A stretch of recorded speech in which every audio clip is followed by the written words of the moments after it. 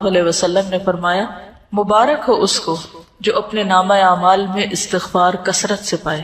توبہ کہتے ہیں نا، مبارک ہو، خوشخبری ہو اس شخص کے لیے جس کے صحیفہ یعنی نامہ اعمال میں کثرت سے استغفار موجود ہو۔ انسان چونکہ ہر دم غلطی کرتا رہتا ہے تو اس کو توبہ کرنی ہوتی ہے، اور توبہ کے لیے جو ایک فارمل طریقہ ہے وہ کیا ہے؟ استغفار کرنے کا، یعنی باقاعدہ بخشش مانگی جائے، ٹھیک ہے نا، اللہ سے بخشش مانگنا۔ تو جو شخص کثرت سے بخشش مانگتا ہے obviously اسی کے نامہ اعمال میں بہت زیادہ استغفار ملے گی۔ تو اگر آپ امیجن کریں کہ آپ کے ایک دن کے جو سارے اعمال ہیں یا ان کی جو کہانی ہے صبح سے شام تک کی، تو ہم سب دیکھیں کہ ہمارے نامہ اعمال میں، ہمارے ایک دن کی ڈائری میں کتنی بار استغفار شامل ہوئی، ہم نے کتنی بار استغفار کیا، یعنی لفظ استغفر اللہ یا اللہم اغفر لی یا رب اغفر لی یا اللہ مجھے معاف کر دے کتنی بار کہا، کیونکہ جتنی بار کہیں گے اتنی بار ہی لکھا جائے گا، یعنی جتنی بار معافی مانگیں گے استغفار کریں گے وہی موجود پائیں گے۔ اور اس کے برعکس دیگر باتیں کتنی ہیں یا کیا کیا چیز ہے اس میں۔ اصل بات یہ ہے کہ ہم فالتو باتوں کے اتنے عادی ہو چکے ہیں کہ جو کرنے کی بات ہے اس کے لیے وقت کم رہ جاتا ہے، کیونکہ وقت تو اتنا ہی ہے نا، تو آپ چاہیں تو اس میں اچھی باتیں کر لیں، استغفار کر لیں، اللہ کا ذکر کر لیں، یا کسی کو فائدہ پہنچانے کا کوئی کام کر لیں، اور چاہیں تو ادھر ادھر کی اپنی کہانیاں سناتے ہوئے وقت گزار دیں، کیونکہ بولنا تو ہم نے ہے ہی، وہ تو ہماری فطرت میں کہ ہم نے بولنا ہے، اور صبح سویرے بولنا شروع کر دیں۔ ذکر کا جو وقت ہے، جس وقت ساری کائنات یا زمین آسمان کی ہر چیز ایک طرح سے ذکر میں مصروف ہوتی ہے، چڑیا پرندے ہر چیز چہچہا رہی ہوتی ہے، اور وہ دراصل کیا کر رہے ہوتے ہیں؟ اللہ کی تسبیح ہی کر رہے ہوتے ہیں۔ تو ہم تو اس وقت بھی باز نہیں آتے باتیں کرنے سے، فالتو باتیں، تو باقی دن تو پھر ہے ہی باتوں کا۔ تو ہم سب کو اپنا محاسبہ کرنے کی ضرورت ہے، اور اپنے لیے ایک سوال لکھ کے رکھ سکتے ہیں کہ میں نے آج کتنی بار استغفار کی۔ نبی صلی اللہ علیہ وسلم کتنی بار کیا کرتے تھے؟ جی 70 سے 100 بار کیا کرتے تھے، اور وہ اللہ کے رسول تھے، اور ان کے اگلے پچھلے گناہ سب معاف کر دیے گئے تھے۔ اور ہمارا طرز عمل کیا ہے؟ وجہ یہ ہے کہ ہمیں اپنی غلطیوں کا احساس ہی نہیں ہے، کہ جب احساس ہوتا ہے، ایک تڑپ آتی ہے، ایک پریشانی ہوتی ہے، تو پھر ہی انسان اس کے ازالے کی کوشش کرتا ہے نا۔ مثلا اگر کسی کے جسم میں کوئی بیماری ہو، جیسے کینسر ہوتا ہے، اور اس کو پتہ ہی نہ ہو کہ وہ بیمار ہے، تو کیا وہ علاج کرائے گا؟ نہیں کرے گا، حتیٰ کہ وہ مرض اس کے لیے کیا بن جاتا ہے؟ جان لیوا بن جاتا ہے۔ کیونکہ ہمیں غلطی کا اعتراف کر کے اس کی اصلاح کرنے کی بجائے کس چیز کی عادت ہے؟ اپنے آپ کو جسٹیفائی کرنے کی، کہ جو ہم سوچ رہے ہیں، جو ہم کر رہے ہیں وہ بالکل ٹھیک ہے۔ ہر چیز کی کوئی نہ کوئی تعویل کر لیتے ہیں۔ تو جب غلطیوں کی تعویل کرتے چلے جائیں گے تو پھر نتیجہ کیا نکلے گا؟ پھر توبہ کی توفیق نہیں ہوگی، توبہ کے لیے شعوری کوشش نہیں ہوگی، اور جب وہ کوشش نہیں ہوگی تو استغفار کہاں سے کریں گے، اور پھر وہ کریں گے نہیں تو نامہ اعمال میں کہاں سے آئے گا، اور اگر نہیں آتا تو پھر وہ مبارک کس کے لیے اور خوشخبری کس کے لیے؟ تو ہر چیز دوسرے کے ساتھ ریلیٹڈ ہے نا، ایک عمل دوسرے عمل کے ساتھ ایک چین ہوتی ہے پوری۔ تو جو بخشش مانگتا ہے اور ندامت کے آنسو گرتے ہیں اس کے، اور وہ کہتا ہے کہ اللہ تو مجھے معاف کر دے، تو اس کے لیے اللہ کا پھر وعدہ ہے کہ اللہ اسے معاف کرے گا۔ حدیث میں آتا ہے رسول اللہ صلی اللہ علیہ وسلم نے فرمایا، شیطان نے اپنے رب عز و جل سے کہا، مجھے تیری عزت اور جلال کی قسم، میں تیرے بندوں کو اس وقت تک گمراہ کرتا رہوں گا جب تک ان کے جسم میں روح رہے گی، یعنی جب تک مر نہیں جاتا بندہ، روح نکل نہیں جاتی، اس وقت تک ابلیس اپنا کام نہیں چھوڑتی، کہتا میں کرتا رہوں گا گمراہ۔ اور اللہ عز و جل نے فرمایا، مجھے اپنی عزت اور جلال کی قسم، جب تک وہ مجھ سے معافی مانگتے رہیں گے میں انہیں معاف کرتا رہوں گا۔ لیکن دیکھیے ہم تھوڑی سی ہمیں تکلیف ہو جاتی ہے، سر دردی ہو جاتا ہے، بخار ہو جاتا ہے، تو کیا اس میں ہماری ہمت توفیق باقی رہتی ہے کہ ہم پھر بھی استغفار کرتے رہیں یا دعا مانگیں یا کوئی ذکر کریں؟ عموماً کیا ہوتا ہے جب ایسی کیفیت ہوتی ہے؟ ہم سب کچھ بھول جاتے ہیں، لوگوں سے بات کرنا، کچھ پڑھنا، کوئی کام کرنا، ہر چیز ایک بوجھ لگتا ہے، کچھ بھی نہیں کرنا چاہتے پھر ہم۔ بخاری کی روایت میں آتا ہے، اے عائشہ مجھے تمہارے بارے میں اس طرح کی خبریں ملی ہیں، اگر تم واقعی اس معاملے میں پاک و صاف ہو تو اللہ تمہاری پاکی بیان کر دے گا، لیکن اگر تم نے کسی گناہ کا ارادہ کیا تھا تو اللہ کی مغفرت چاہو، استغفار کرو، اس کے حضور توبہ کرو، کیونکہ بندہ جب اعتراف کر لیتا ہے اور پھر اللہ کی بارگاہ میں استغفار کرتا ہے تو اللہ اس کی توبہ قبول کر لیتا ہے۔ دیکھیے جب بھی کسی پر کوئی الزام لگتا ہے تو دو میں سے ایک صورتیں ہوتی ہیں، ایک یہ کہ وہ شخص مجرم نہیں ہوتا، اس نے جرم نہیں کیا ہوتا، اور دوسرا یہ کہ اس نے یا کیا ہوتا ہے یا اس کا ارادہ کیا ہوتا ہے، دو میں سے ایک ہی چیز ہے۔ تو اگر کوئی شخص اس پہ کوئی الزام لگا اور اس نے غلط کام کیا ہی نہیں تو اس کو بالکل اطمینان رکھنا چاہیے کہ میں اس معاملے میں بالکل سچا ہوں اور کسی کی باتوں پر مجھے اوفینڈ نہیں ہونا، مجھے بھڑکنا نہیں اور مجھے چیخنا چلانا نہیں اور بدتمیزی کا طوفان برپا نہیں کرنا۔ اللہ کو پتا ہے میں نے غلط کام نہیں کیا اور حمایت کے لیے اللہ کافی ہے۔ اور دوسرا یہ کہ انسان جب گلٹی کانشیس ہو، اس کو پتا ہو کہ اس نے نیت کی تھی، ارادہ کیا تھا اور کچھ نہ کچھ اس راہ پہ چل پڑا تھا یا پھر کر گزرا تھا، تو پھر اس صورت میں بھی صفائی دینے کی اور اپنے آپ کو سچا ثابت کرنے کے لیے جھوٹ بولنے کی ضرورت نہیں، اور اگر کوئی ایسا کرے گا تو اس کے لیے معافی کا کوئی دروازہ نہیں پھر، کیونکہ وہ ایک تو غلط کر چکا اور دوسرا اس پہ جھوٹ بول رہا ہے اور جھوٹ بول کر ایک اور گناہ کر رہا ہے اور پھر اس جھوٹ کو چھپانے کے لیے شاید ایک اور جھوٹ بولنا پڑے، اس طرح وہ گناہوں کی دلدل میں پھنستا چلا جائے گا۔ تو کبھی بھی کوئی ایسی بات ہو تو سب سے پہلے تو اپنے آپ کا حساب لے، محاسبہ کرے، یہ جو میں نے کیا ہے، جو کہا ہے، اس میں اصل حقیقت کیا ہے، کیونکہ یہ اللہ جانتا تھا، یہ بندے کو خود پتا ہوتا ہے کہ وہ کہاں کھڑا ہے۔ تو ان دونوں صورتوں میں کتنی بہترین نبی صلی اللہ علیہ وسلم نے راہ دکھائی ہے، اور اس میں انسان کے لیے اطمینان ہی اطمینان ہے۔ پھر یہ ہے کہ معافی کی امید بھی رکھنی چاہیے، کیونکہ شیطان انسان کے اندر بار بار یہ وسوسہ ڈالتا ہے کہ اللہ تمہیں نہیں معاف کرے گا۔ اس وسوسے سے بچنا چاہیے، کیونکہ اللہ کا وعدہ ہے وہ معاف کرے گا، تو وہ کیوں نہیں کرے گا؟ وہ ظالم نہیں ہے۔ رسول اللہ صلی اللہ علیہ وسلم نے فرمایا، اللہ تعالیٰ فرماتا ہے، اے ابن آدم، جب تک تو مجھے پکارے گا اور مجھ سے پر امید رہے گا، ہوپ فل رہے گا، میں تجھے بخشتا رہوں گا جو بھی گناہ ہوں گے، اور کوئی پرواہ نہ کروں گا کہ کون سے گناہ ہیں۔ اے ابن آدم، اگر تیرے گناہ آسمان کی بلندیوں تک پہنچ جائے تو پھر تو مجھ سے بخشش طلب کرے تو میں پرواہ کیے بغیر تجھے بخش دوں گا، ولا ابالی، مجھے پرواہ ہی نہیں، کیونکہ ہمارا کوئی گناہ اللہ تعالیٰ کو نقصان نہیں دیتا۔ بندے عام طور پر جب بندوں کو معاف نہیں کرتے تو کیوں نہیں کرتے؟ کیونکہ بندے بندوں سے ہرٹ ہو جاتے ہیں، یا بندوں کو بندے نقصان پہنچا جاتے ہیں تو وہ معاف نہیں کر پاتے۔ ہمارا کوئی گناہ اللہ تعالیٰ کو اس طریقے پر ہرٹ نہیں کرتا اور نہ اس کو کوئی نقصان ہوتا ہے۔ وہ ایک حدیث قدسی میں آتا ہے نا کہ اگر سارے کے سارے اول و آخر جن و انس سب سے زیادہ فاسق و فاجر شخص کی طرح ہو جائے، اس کے دل کی طرح ہو جائے، تو یہ چیز اللہ کی بادشاہت میں کچھ بھی کمی نہیں کرتی۔ اللہ کو اس کی کوئی پرواہ نہیں، کوئی فکر نہیں، نقصان کچھ نہیں اس کا۔ بندوں کا تو نقصان ہو جاتا ہے نا، اللہ کا کوئی نقصان نہیں ہوتا، تو اس لیے اللہ تعالیٰ کو معاف کرنے میں مشکل بھی کوئی نہیں، ویسے بھی وہ عزیز و مقتدر ہے۔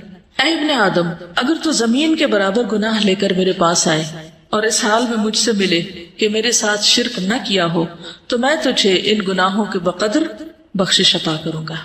پوری زمین بھی ایک بندے کے گناہوں سے بھر جائے تو بھی اللہ تعالیٰ معاف کر دیتا ہے اگر بندہ سچے دل سے توبہ کرنے والا ہو۔ اس میں وہ مثال بھی آپ یاد رکھیے 99 قتل کرنے والے کی، 99 بندوں کے قاتل کی، اللہ تعالیٰ نے اس کو بھی معاف کر دیا، حالانکہ ابھی وہ اس راہ پہ چلا ہی تھا۔ عربی کے الفاظ بڑے خوبصورت ہیں کہ جس کا مفہوم کچھ اس طرح بنتا ہے، اگر تو آسمان بھر گناہ لائے تو اسی مقدار سے میں تمہارے پاس بخشش لاؤں گا، اور زمین بھر اگر تو گناہ لائے تو زمین بھر بخشش سے تیری طرف آؤں گا۔ لیکن اصل چیز کیا ہے؟ اعتراف، جو سب سے مشکل کام ہے اپنی غلطی کا۔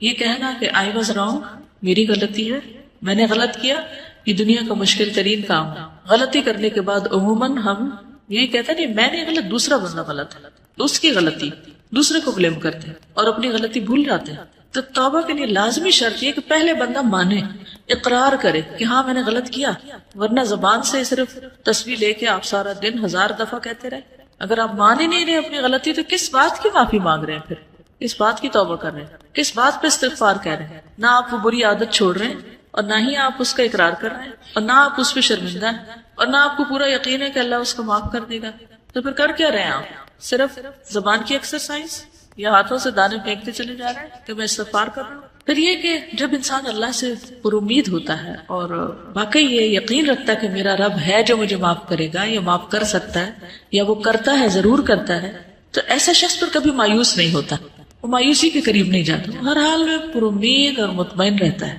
ابو ہریرہ کہتے ہیں میں نے نبی صلی اللہ علیہ وسلم کو فرماتے ہوئے سنا، ایک بندے نے بہت گناہ کیے اور کہا ہے میرے رب میں تیرا ہی گناہ گار بندہ ہوں، تو مجھے بخش دے، یعنی میں ہی تیرا گناہ گار بندہ ہوں، تو مجھے معاف کر دے۔ اللہ رب العزت نے فرمایا میرا بندہ جانتا ہے کہ اس کا کوئی رب ہے جو گناہ معاف کرتا ہے اور گناہ کی وجہ سے سزا بھی دیتا ہے، اس کو یہ بھی یقین ہے کہ اگر نہیں معافی ملی تو پکڑ ہو جائے گی۔ تو میں نے اپنے بندے کو بخش دیا، پھر بندہ رکا رہا جتنا اللہ نے چاہا، جتنی اللہ نے اس کو توفیق دی وہ گناہ سے رکا رہا، پھر اس نے گناہ کر لیا اور عرض کیا اے میرے رب میں نے پھر گناہ کر لیا، پھر غلطی ہو گئی، اسے بھی بخش دے۔ اللہ تعالیٰ نے فرمایا میرا بندہ جانتا ہے کہ اس کا کوئی رب ہے جو گناہ معاف کرتا ہے اور اس کے بدلے میں سزا بھی دیتا ہے. میں نے اپنے بندے کو بخش دیا.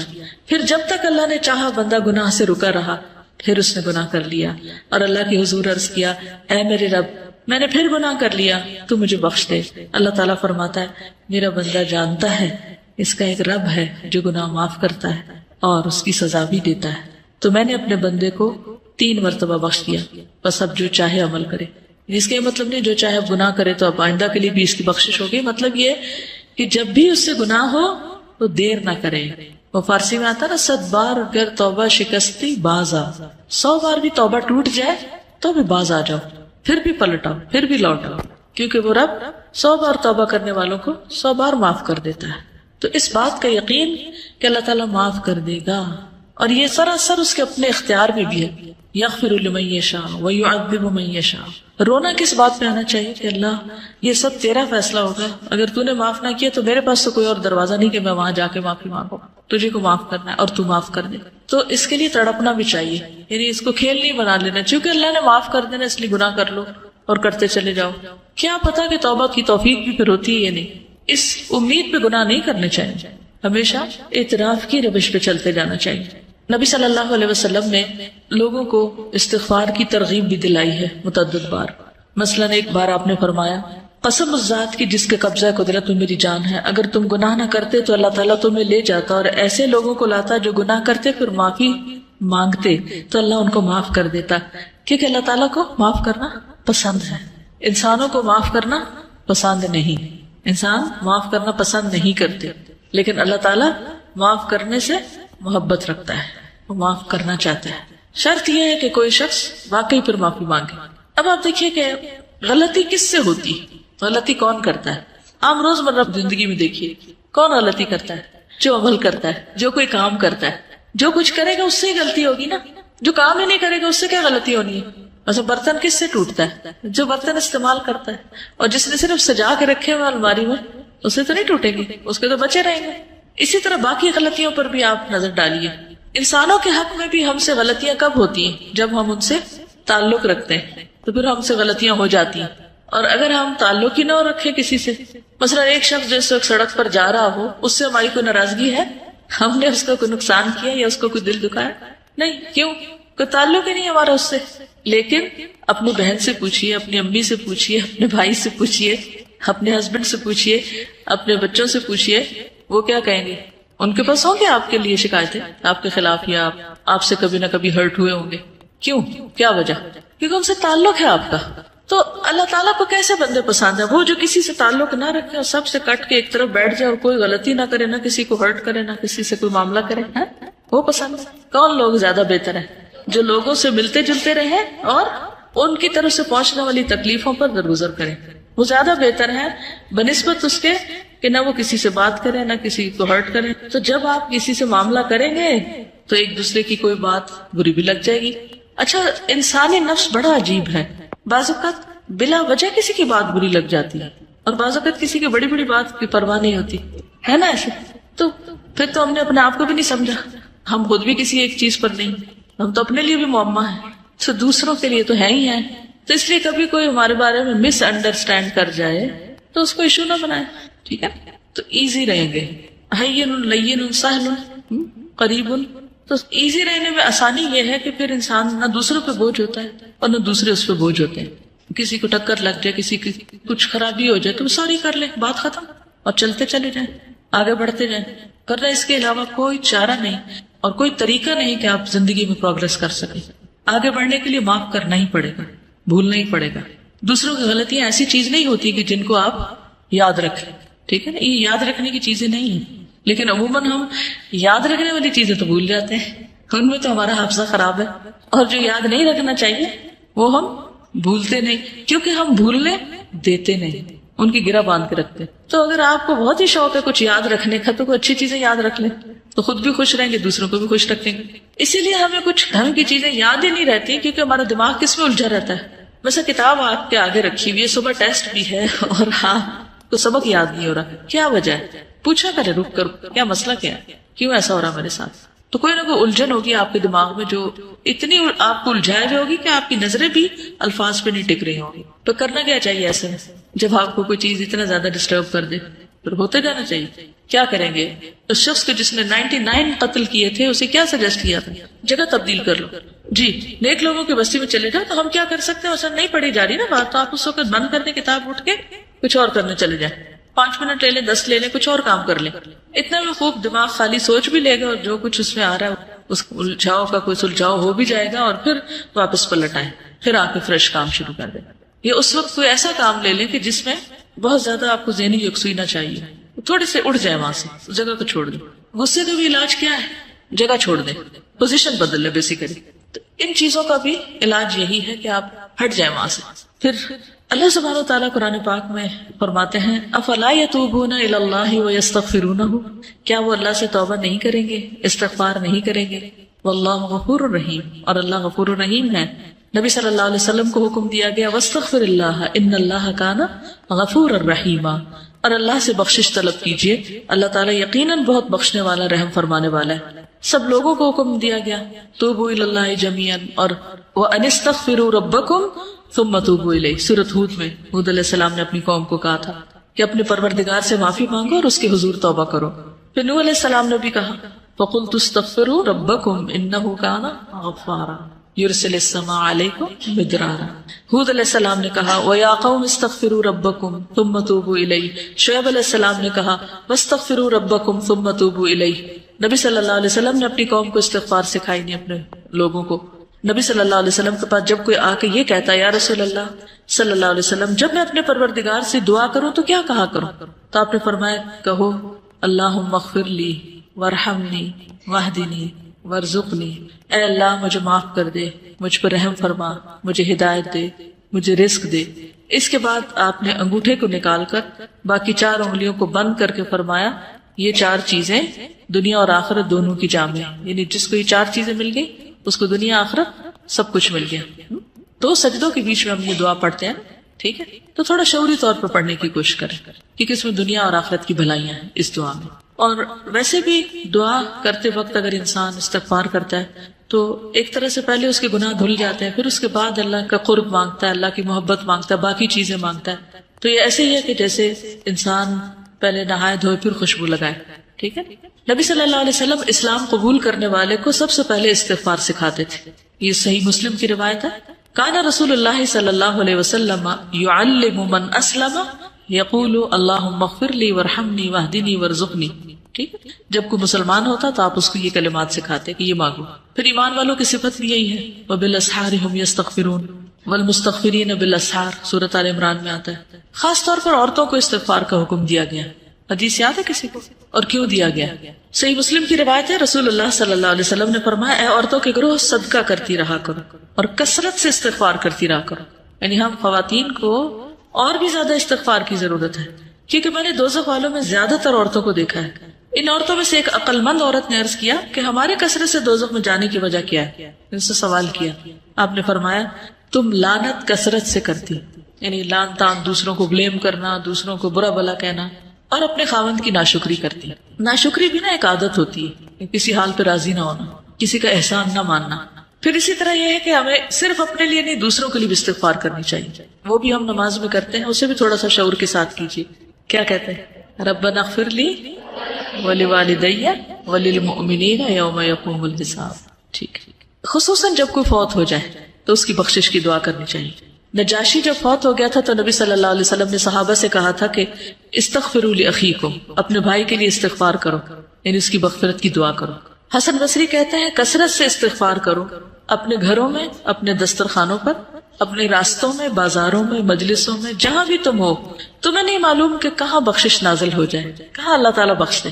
کیونکہ حدیث ہے نا توبہ، یعنی خوشخبری کس کے لیے؟ لمن وجد فی صحیفتی استغفارا کثیرا، جس کے صحیفے میں، جس کے اعمال نامے میں کثرت سے استغفار ہو. تو پھر ہر موقع پہ، ہر مجلس میں، ہر جگہ انسان کرتا رہے. اور پھر برائی کرتے ہی ساتھ ہی کر لے، لیکن صرف برائی کرتے ہی نہیں، نیکی کے بعد بھی، نیکی کا کام کر کے بھی. کیوں؟